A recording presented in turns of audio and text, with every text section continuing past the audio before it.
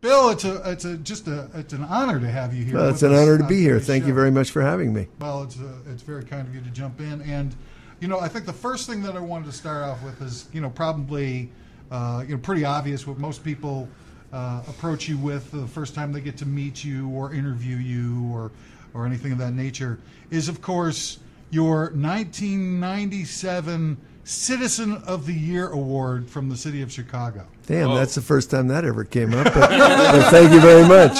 Yes, I won Citizen of the Year in 1997, and Mayor Richard Daley bestowed the medal on me. Oh, tremendous! It was great. You raised a bunch of money. I wasn't able. I didn't have time to read your books, but I did.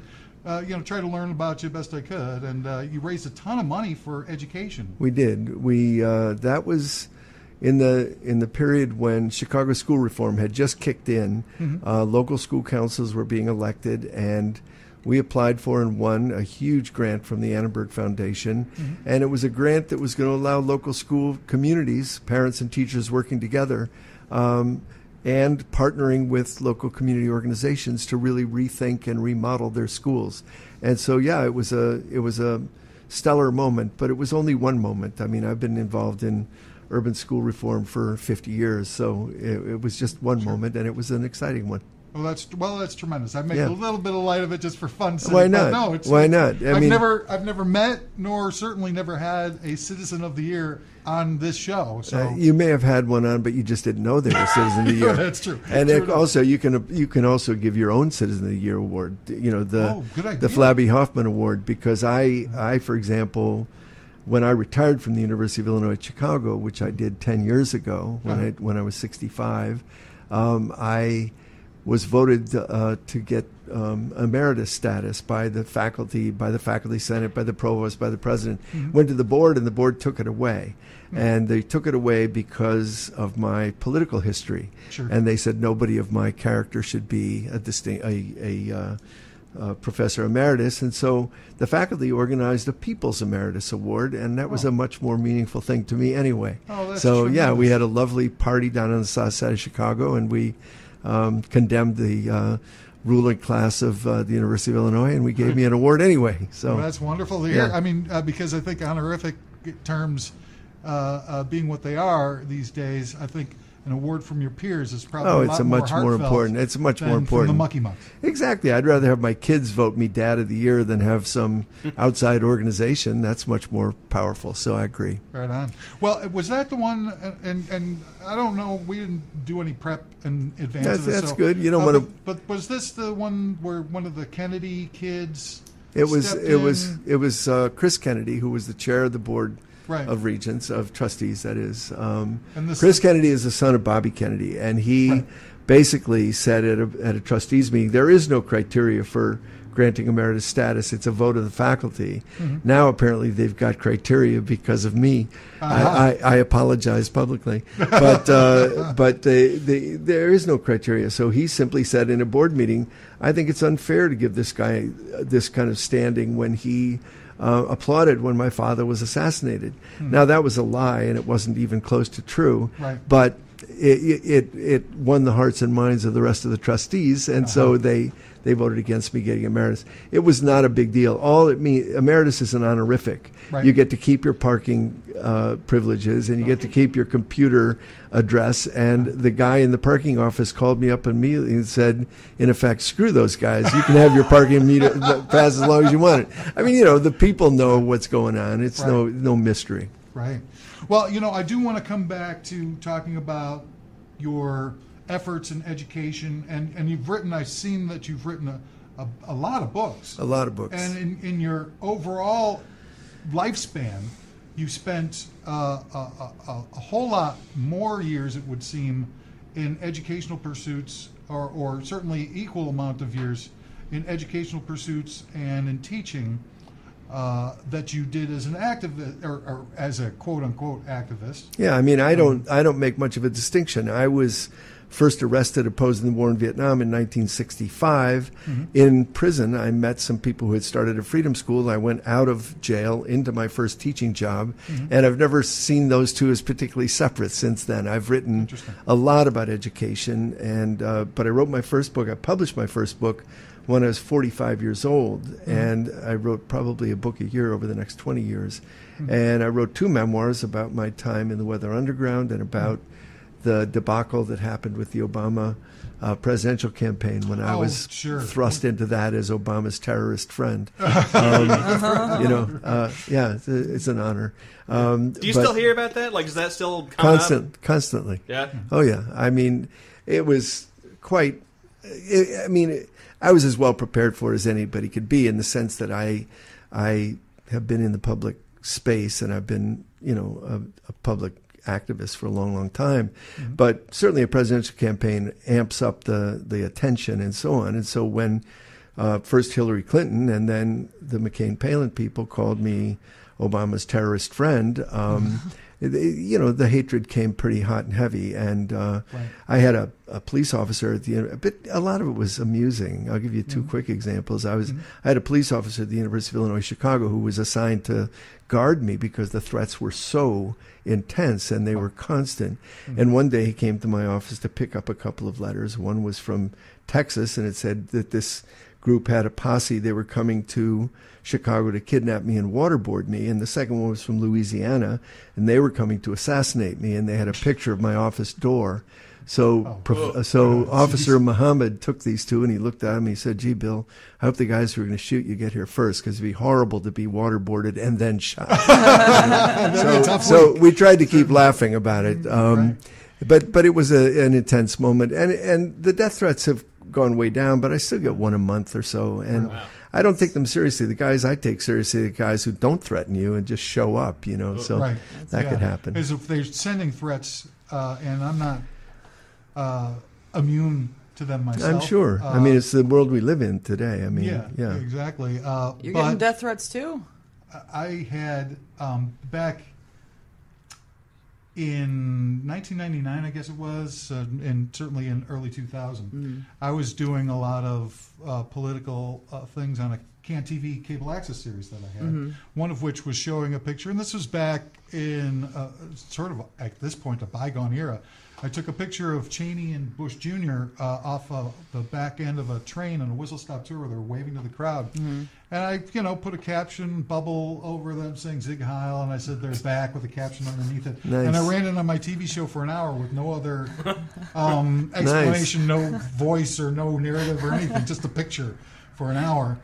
And that's when the threats started coming. That's when my ceiling collapsed on me. All kinds of weird stuff started happening to me. It happens. Bomb threats. And then the week after, the 9/11 happened on a Tuesday. Yes. And I had my show at that time was on Sunday evenings.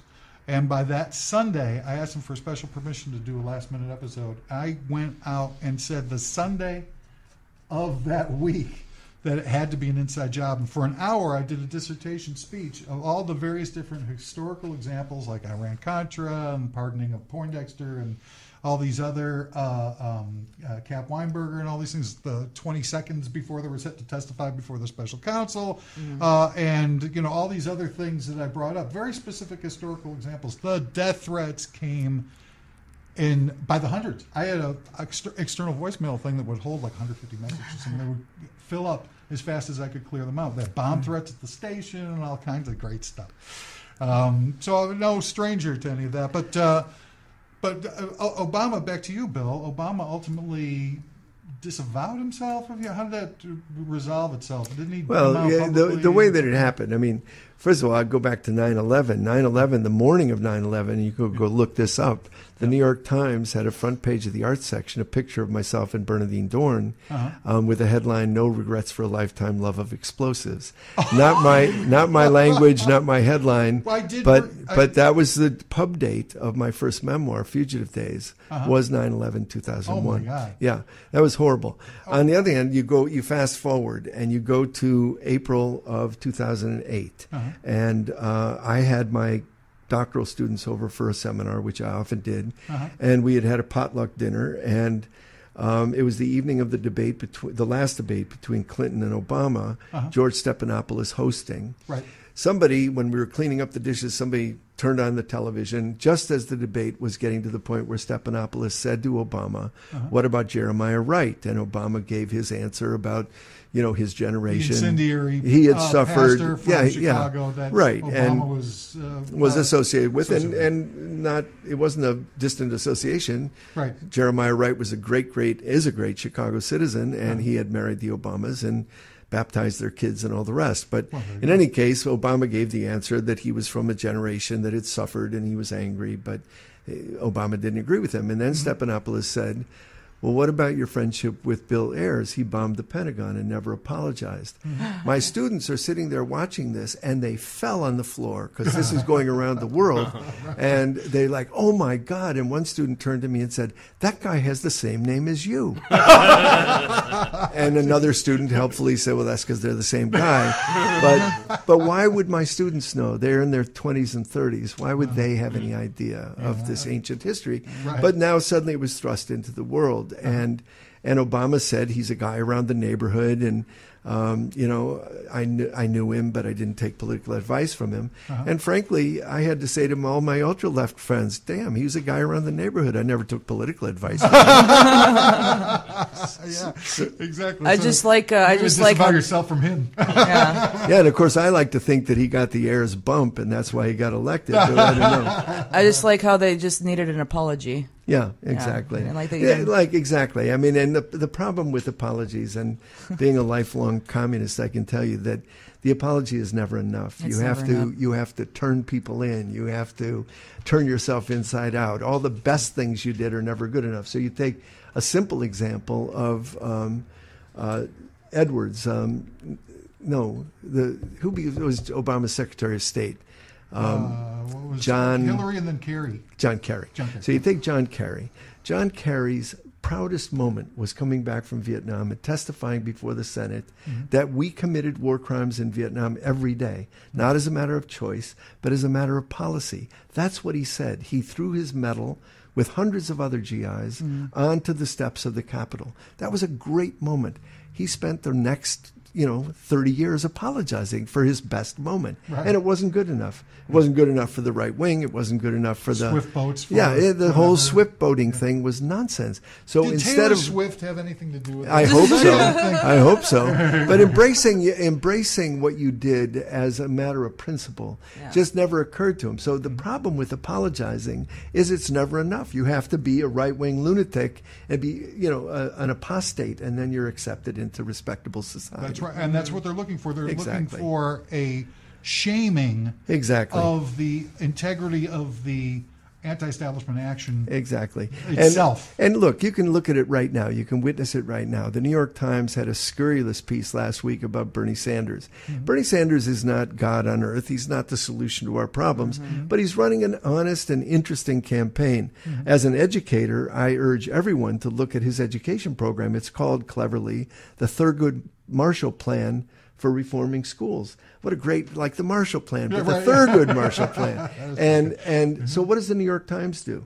They do a story about when he was mayor of Burlington, and he goes to Nicaragua to meet with the Sandinistas, as if, oh my God, somehow 30 years ago, Bernie Sanders being a socialist and goes to meet with other socialists is somehow the end of the earth. Yeah, right. I think it's outrageous, and I think the shaming is the name of the game. Yeah. And from the supposed New York Times, the supposed bulwark, bastion of free speech. Yeah, but the New York Times, you have to make a distinction, of course. Trump's attack on the New York Times is an attack from a fascist who's basically saying the only channel of truth is my Twitter feed. Right. The New York Times, the attack on the New York Times from Trump and his people is scurrilous. On the other hand, the New York Times never saw an American war it didn't love. Right. The New York Times never saw a predatory capitalist that it didn't embrace until they were, exposed for the horrors that they did. So, the New York Times, going back to Vietnam,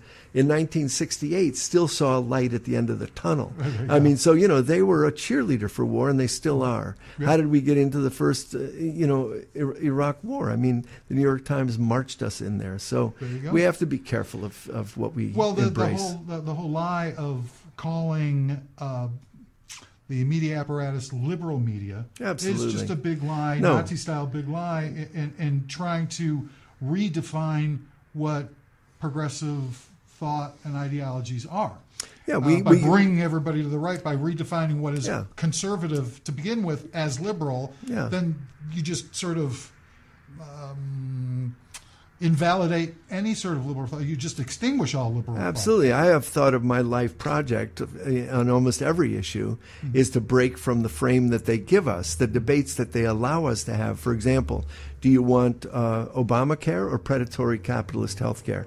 Thank you, none of the above. I want universal health care as a human right. Yes. And so do you want charter schools or do you want vouchers? Thank you, neither. Right. And that's what I mean about kind of having to break the frame. So we absolutely, they frame every sort of major issue as one of two different choices. Exactly.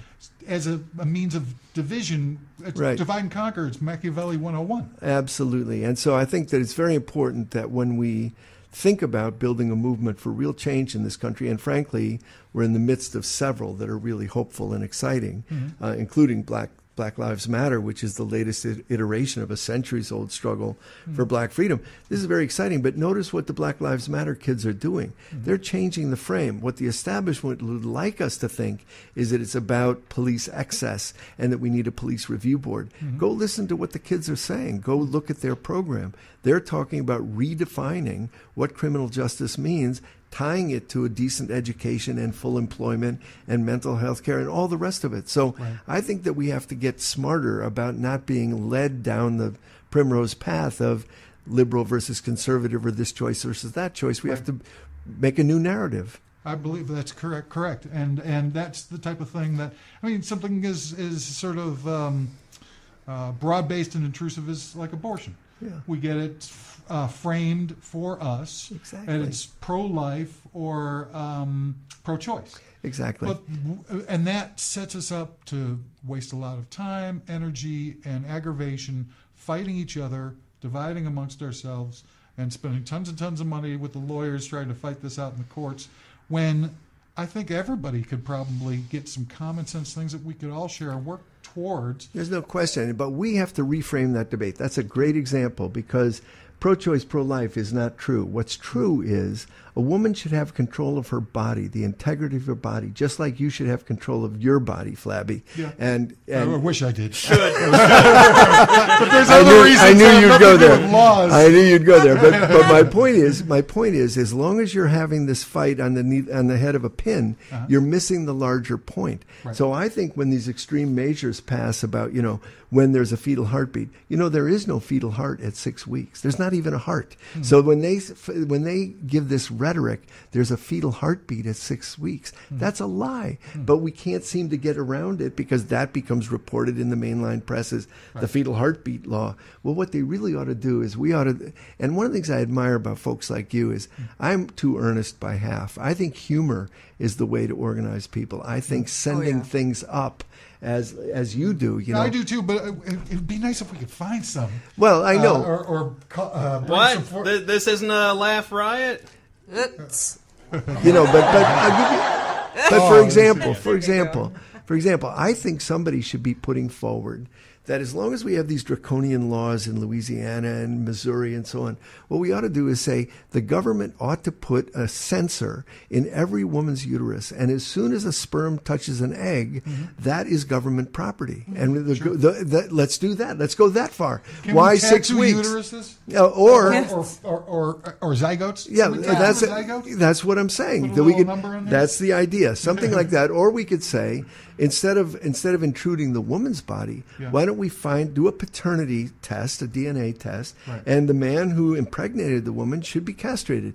Now we're talking about something equitable and crazy. How about just one nut at a time? Just like first offense, you get one nut. I like lopped that. off. I like it. And then we catch you again. I like it. But the point is that we are having a conversation that's framed for us by the lunatics, instead of a conversation about basic human rights, about the right of integrity of your own body, the right to control your own body. So you ask an audience, ask women, do you think you should control your own uterus? Yes. Well, then you're a feminist. And then you're against this government intrusion into your bedroom and into your body. But there is no you in uterus. Now, I think we're doing just a little bit of a disservice. I'm really enjoying the conversation. So, but I think we should, because a lot of people these days, as you alluded to briefly, maybe don't read so much and might not have a perspective on exactly who you are and some of the gravitas of your life experiences. And I think that would add to their enjoyment of this wonderful conversation. So let's take it just a step back before we continue on with our talk and give us a little background on your life's history. How far back? How far back you want me to go? Well, you talked about the school that you after you were released from in 1965. You talked about your involvement. Was in Michigan, right? I was at the University of Michigan. I went to the University of Michigan, and I was became a leader of the anti-war movement at Michigan. That's right. And I was involved in community organizing, involved in the Black Freedom Movement from about 1963 onward. And you became affiliated with the SDS, I believe it was? I was a national officer of Students for a Democratic Society. That's right. And we were based in Chicago. That was our national office. I read something. I don't remember exactly everything about it. Was it Jesse James? Well, we had a faction of SDS at Michigan called the Jesse James Gang, and we were the militant kind of action faction of the Michigan chapter of SDS. Yes. Wasn't that Joe Walsh's first band? Could well have been. I think Jesse James Gang. Yeah. Jesse James Gang. Yeah. Of course. Well, the idea of it, of course, was, and you see I'm wearing a John Brown Lives bracelet. We were always and still believe that that organizing is the key to real change. That all the hopes people put into electoral politics, and I vote. I mean, I'm a Chicagoan. I vote early and often. Right, I believe in voting. I think we should vote. Yeah. But I think of voting as like brushing your teeth. If you don't do it, bad things could happen. But if you do it, it takes 2 minutes. Right. You've got the rest of the day to do the real work. So I think you should vote. I think we should pay attention to elections. But I think we should organize. And the reason is simple, that if you look at any major change in this country, it did not come from the hearts or heads of the great and the powerful. It always came from fire from below. Lyndon Johnson, the most effective politician of his generation, was a cracker from Texas. He responded to a black freedom movement that blew up in his face, and he responded pretty well. But FDR was a patrician from the Hudson Valley. He was not part of the labor movement. And Abraham Lincoln, this is the most telling case. Abraham Lincoln's first inaugural address nobody has read because it was a paean to slavery. His second inaugural address everyone reads in school because that's what was written by, it sounds like, Frederick Douglass. That's when he talks about holding the slave owners to account. But I think that he really only freed the slaves out of political expediency when he was losing to McClellan. Absolutely. In the run up to his second election. No question about it. And the thing that's great about it is you look at those three examples and you're seeing fire from below. So my point is to the young activists that I talk to all the time and to students is don't spend all your time staring at the sites of power you have no access to, the White House, the medieval auction block called the Congress. Spend some time paying attention to the sites of power you have absolute access to, the street, the community, the school, the classroom, the house of worship, the workplace. These are our sites of power. Why do we ignore them and longingly look for somebody who's going to save us? Nobody will save us. With luck, we could save them. But that depends on what we do and what we mobilize. So I've always been of that edge of things, but also I've always believed that activism is how we find out who we are as human beings. So I've got my John Brown Lives, I've got my Jesse James, but we believe that, and I still believe, that you can't simply be a moral person by sitting on your couch and smoking a joint, although I want Keegan to do that in January for sure. Don't worry. I'm not worried. But for sure. You'll be doing one of those camp out things in front of the dispensary. Exactly. And I'm all for that. I'm all for it. On the other hand, I don't think that's what makes you a moral person or a good citizen or a major contributor to society. You have to get off your couch and do something. And that's what I believe, and that's what I still try to do. And I think that times like these present fertile opportunities for people. Adversity is an opportunity. I don't look at it as a completely negative thing. In fact, if you embrace it, it can be a positive thing. None of the greatest achievements in human history have been done out of times of comfort. And Absolutely they're not. From your easy chair. No, absolutely times not. of stress and need. And you look at right now. You look at right now, as you point out. So Black Lives Matter exists. No, undocumented and unafraid exists. Hashtag no Me Too exists. So the fact is that movements are growing, and if you want to be a part of it, go out and look around. It's there. You can find it. It's not complicated. Right. So yeah, I think you're right. The times of adversity are also times of resistance, and this political moment is a time of great opportunity as well as great horror and fear, which I share with you. I mean, I think that I think your description earlier in the show about kind of the creeping fascism couldn't be more true. Right. I mean, for Trump to call Hillary Clinton to ask for her to be locked up. I mean, on the one hand, I agree. But from the left, here's the crazy thing. Just to go back a minute, I mean, none of us could have predicted where we are today, and yet here we are, and we have a responsibility to pay attention. My wife and I, Bernadine Dorn and I, had tickets to Washington, D.C. for the inauguration of Hillary Clinton. That's what we thought was going to happen. And we were going there to protest the warmonger, Hillary Clinton. Right. And, oh, my God, I only wish. But it would have been normal. Everything would have been normal. Hillary Clinton would have been taking power. Yeah. We'd have been out there with our pathetic signs. And then what happened? An absolute chaos, crazy, unpredictable event happened. And we were in Washington for the most exciting march I've ever participated in. My sister showed up. She's 4 years older than me. She's never been on a demonstration in her life. My granddaughter showed up. My cousins showed up. Wow. It was so exciting. And why? Because people said, okay, enough. We thought things were normal in a kind of bad but weird way. But now we see that we're going off the tracks and we have to resist. I think the resistance has grown and grown. And I think if it weren't for the Democratic Party so determined to lose, I think we'd be in a great place. Well, I mean, if they didn't have like sort of fake Democrats, and I won't burden you with my Bill and Hillary tale of infamy of the surreptitious right-wing agenda items that they put into place when they had power. But it's the scope is nearly endless. Absolutely. All the things that they did, whether it be Don't Ask, Don't Tell, setting back gay rights for decades. Absolutely. Or, welfare reform, criminal justice reform, all of it. Telecommunications Act of 1996 brought us Clear Channel. Paved the way for Rush Limbaugh to take over all the airwaves throughout the Bible Belt. And I mean, on and on and on. And then the Clintonistas went into the Obama administration, and any progressive impulses he might have had, they erased those. So I mean, I think, and Hillary, and exactly. And now we're looking at Joe Biden. Look, God bless him, but I mean, really, here we are. When impeachment is crying out, you don't have to vote impeachment, but you have to investigate this guy for the high crimes and misdemeanors that he did. Right. And what's the Democratic Party leadership doing? Vacillating, as always. You have to provide some sort of objective sense of what really happened, too, because this wishy-washy, not a lot of people talk about the fact that the job that Robert Mueller had before he was invited to be special counsel was working at a law firm that represented Kushner and Ivanka Trump. Exactly. Look.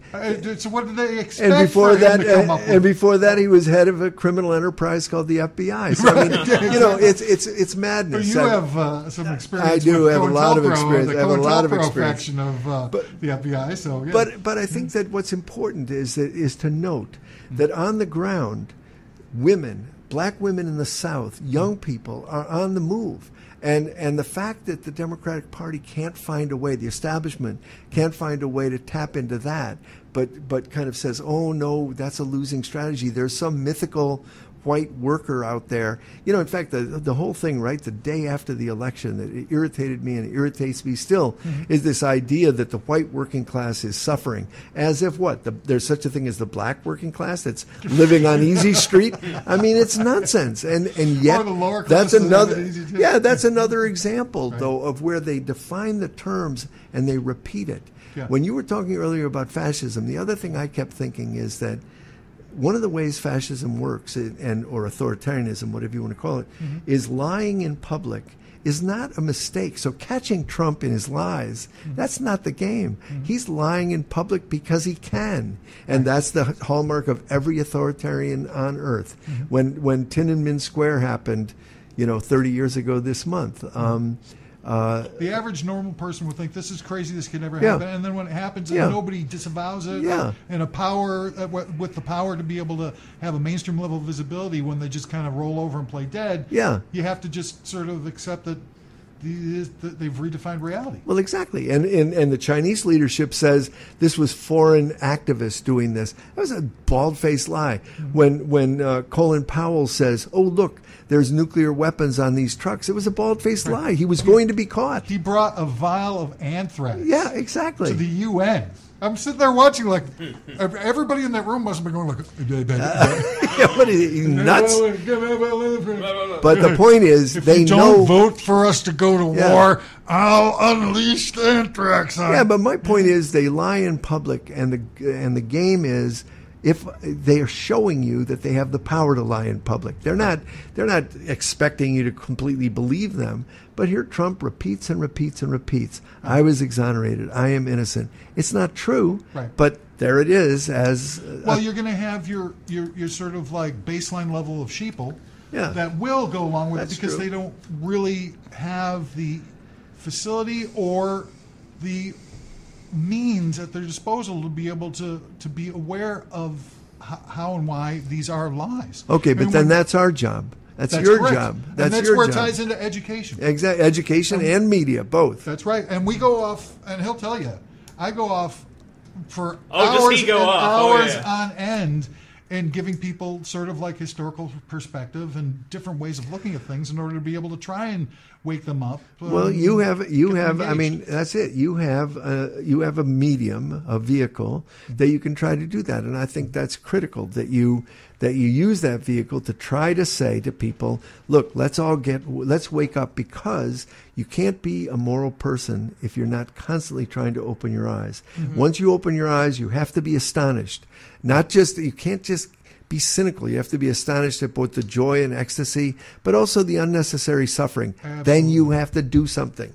Absolutely. And if my one big criticism of the Weather Underground is there's a fourth step, you have to then rethink. So you open your eyes, pay attention, be astonished, act, doubt, repeat. We forgot to doubt for a period of time. One of the things that, and I don't know, and one of the questions I had jotted down I want to talk with you about is some of the contextual identities that you recognized back in those days, and the political power apparatus and how it interacted with you, and not just COINTELPRO, but other sort of bigger issues. But I think that in today's paradigm, we have a much different sort of view of the intrusiveness and the sort of scariness of being flagged as a troublemaker or an undesirable, if you prefer.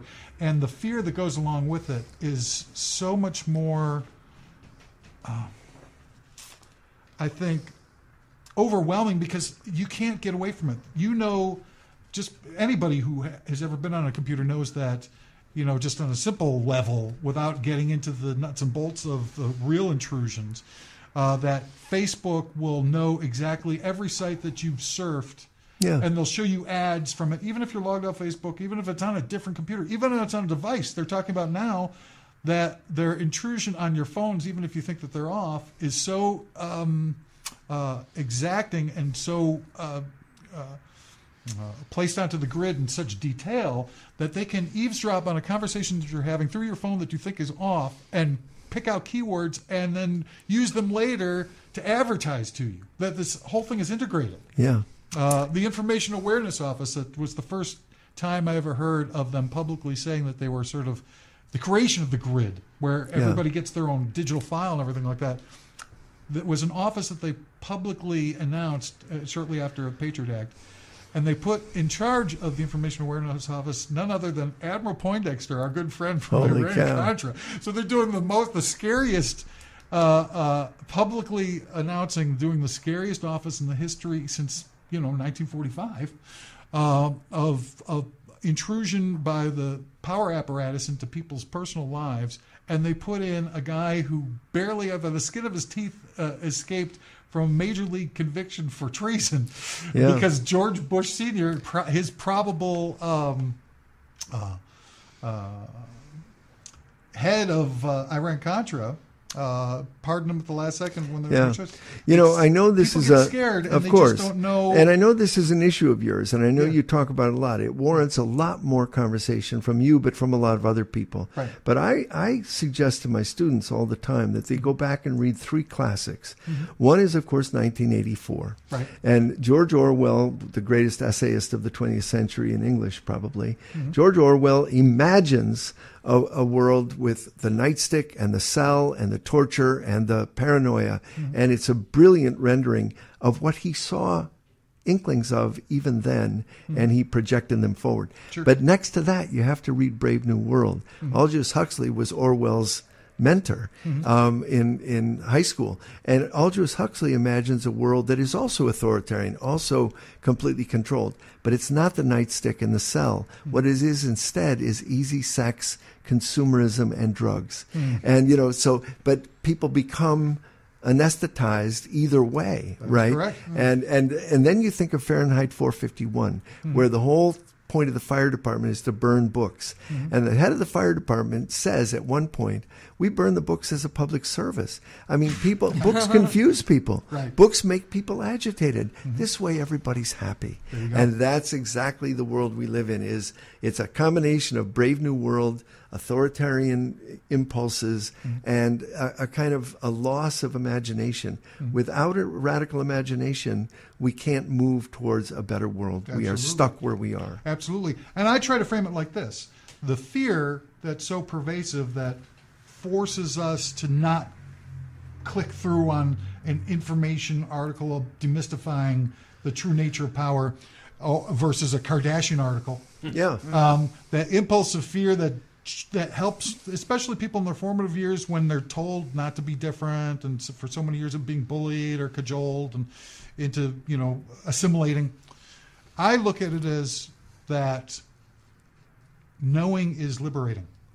It's fun. It's finally embracing life for what it is, learning about why things are the way they are, and it actually can free your spirit in ways that nothing else can. Without a doubt. I mean, I think that, and it comes back to you and your responsibility, because as the public is being erased, as the public is being destroyed, and the public square disappearing, even a small radio show like this opens a public space, opens a space of contradiction, opens a space where we can envision something different. So I think you have to kind of say to yourself, I have a big responsibility here, and it has to do with expanding the public square. And I think that's what you say is, I think, absolutely true. Life in all of its weirdness is filled with contradiction. It's messy, it's weird, but it's also exciting and fun. And frankly, nobody gets involved in a social movement if they don't believe another world is possible. You don't do it just because you know life is screwed up. Right. You do it because you can imagine. I mean, think about black people in the South for 100 years, knew that their lives were scratched on and stepped on.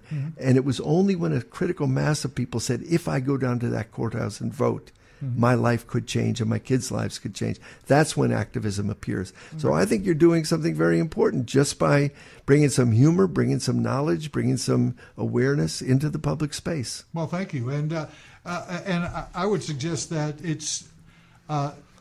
it's due to some of the things that you and your cohorts began back in the 60s, or certainly carried a torch of others throughout history who have shaken their fist against the dying of the light. Because, I mean, just simply in my name, Flabby Hoffman is being attributed to Flabby Hoffman. I understand. I mean, dropping dollars. My buddy.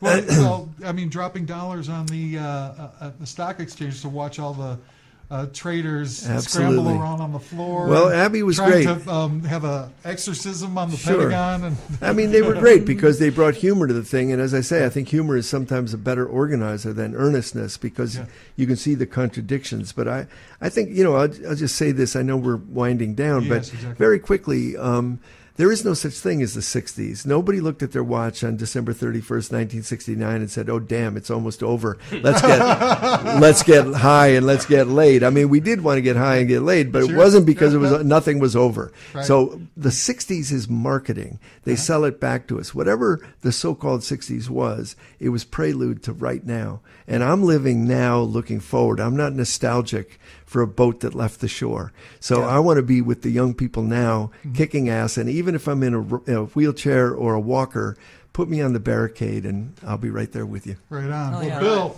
it's just so fascinating. I mean, I didn't get to any of the things I wanted. Okay, well, we'll do it again. Can you come back? Anytime, man. I mean, this is heaven to me. Looking around this space, people should see it. Wow. Jessica, thank you. I thought you guys were going to gang up on me. No. You said you were going to gang up on me, and I was waiting for it. We just want to give the appearance of that, so that when we turn out to be nice, it's just sort of it's a cognitive dissonance. I got to ask you one quick question that's been on my mind for a very long time. Yeah. And I don't want to open up a whole big new thing, but I just want to make sure that I ask you while I got you here. Okay. I talk a lot about how there's a pattern in the elimination or marginalization of progressive minds that has happened in the United States in an almost systematic way that nobody is really seems to have escaped. Anybody on the left or progressive-minded person that has a bully pulpit or a position of mainstream level of visibility seems to have either been outright eliminated or at least marginalized or come up with some crazy Brian Wilson goes bonkers, Gene Clark of the Byrds. They just released a Bob Dylan Public Enemy number one version of Mr. Tambourine Man, and followed Turn by an actual blacklisted guy, Pete Seeger. And then the next single was 8 Miles High. I mean, sure, Gene Clark went the same kind of nuts that Brian Wilson did on an airplane flight. They both went bonkers on an airplane flight. Or they could have been who knows what. But what I'm saying is that there are patterns. I mean, when you guys were in the midst of all this, back in the days of rage and the Democratic Convention, protest at Columbia, and all that stuff that was going on, were you guys thinking that there's a system, that this is premeditated, this is the Cultural Revolution, Mao's Cultural Revolution, this is the Night of Long Knives, a protracted way in the United States that's just sort of, did you guys talk about there being a system in place to eliminate all you guys? Without a doubt. We thought, and in some ways that's why we built an underground and went underground. We were determined to not spend our lives on trial or in prison. We were determined to survive what we thought of as an impending American fascism. Of course, the way that it works is not simply, as I say, the nightstick in the prison cell. It's also co-optation. I mean, there's a pattern. You look at Occupy. First they ignore you, then they ridicule you, then they beat the shit out of you, and then they go back to square one. So that's how it always works. Co-optation. Bill Clinton showing up at Occupy saying you guys are dressed wrong. What the hell does he know? I mean, the idea that is so absurd. But I think that we have to be aware of that. And at the same time, we can't become paranoid and schizophrenic and nuts. We have to kind of keep our eye on the prize. And that includes talking to ordinary people constantly, never writing anybody off and pretending that we're somehow superior. Keep learning, keep growing, open your eyes, pay attention, act, doubt, etc. Right on. Well, it was a personal Thanks, question. Flabby. I just want to know. Such a pleasure. Ladies and gentlemen, you've just been listening to Bill Ayers, Weather Underground, tremendous efforts in trying to bring a higher level of education in Chicago and elsewhere, and a tremendous intellect and activist. It's such a pleasure to have you here. Thank you all. I appreciate it. Before you go, I have a prize here for you, specifically Flabby designed. Bestows a gift upon each guest of the show. That's a parting ready, gift guys. that's sure to How are you? provide you with hours upon hours of fun and excitement for days and hours to come. Please enjoy this wonderful... Get the price tag off of it. Yeah. Costs 59 cents. I don't want to see that. Garage sale. You're an educator. Maybe this will be better for you. Okay, It's cool. from the John Hopkins Human Anatomy series. Oh, good. Please enjoy this wonderful chart of the liver and vascular biliary system. that's Oh my From God, John this is Hopkins fabulous, and University. I've had all of those pieces replaced. This is That's what happens when guys my age get together. We have the organ recital and describe what broke down and what got replaced. I have all new parts. Thank you, man. Appreciate it. Thank you. Bill Ayers, ladies and Bill gentlemen. Ayers! Oh. Ladies and gentlemen, you're listening to the Flabby Album Radio Extravaganza.